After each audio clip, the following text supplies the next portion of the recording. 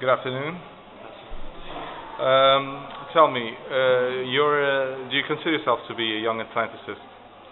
I have been involved in ATA activities as a ATA. I consider as a broadest network. I mean, Atlanticist network in the world, and one of the broadest NGO networks ever.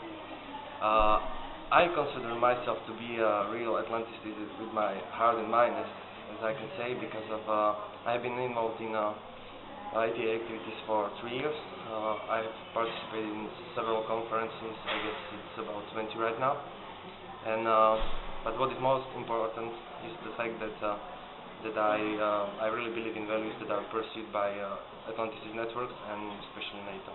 Which values do you think what they are? What do you think which values do you think a person should defend to be an Atlanticist?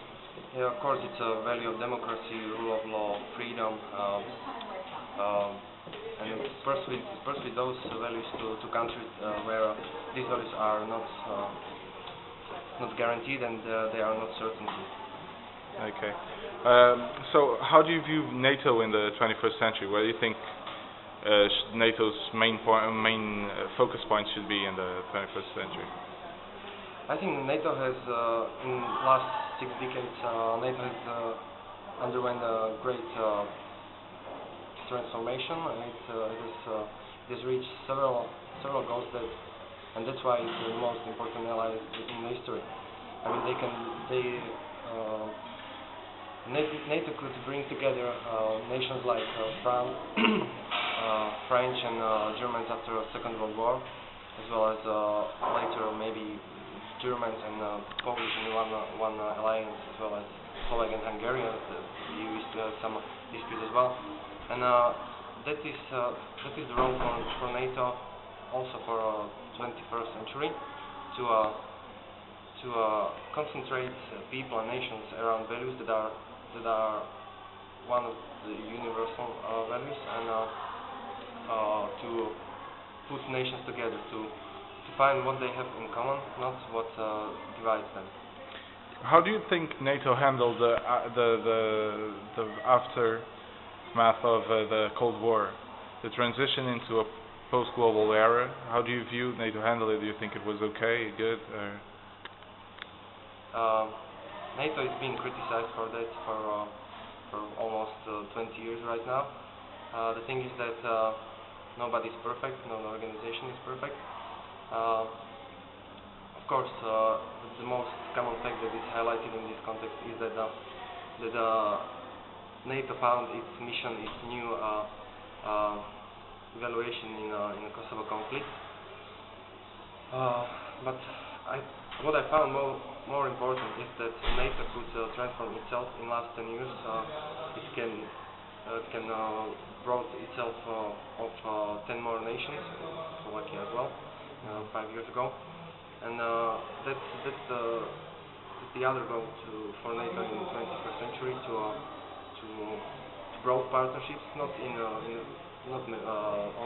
or exclusively in the membership of NATO, but to create new global partnerships. For example, like we can see in Afghanistan, or with partnerships with Japan, New Zealand, or Australia.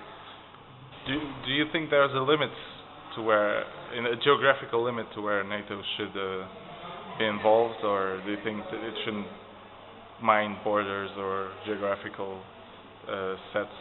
Yeah, there is another mainstream thinking that NATO is aspiring to a global alliance, but I don't think it's true, because we have UN as a most global organization, counting more than 190 states. I think NATO should preserve Euro-Atlantic values in Euro-Atlantic area first, and of course it should have some geographical limitations. But as I said, it doesn't mean that NATO shouldn't create new networks and new partnerships with countries that are like-minded, that are willing to cooperate in pursuing universal values and democracy, rule of law, etc.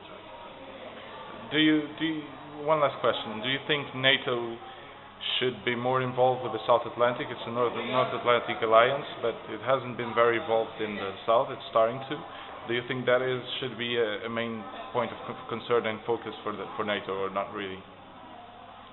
Tough one. Of course, we cannot expect that some African countries will become NATO members or whatever in a very very short time. But in terms of crisis management, in terms of peacekeeping missions, it can, and I think it has the capability to go further than the New Atlantic area, and that's it. Okay.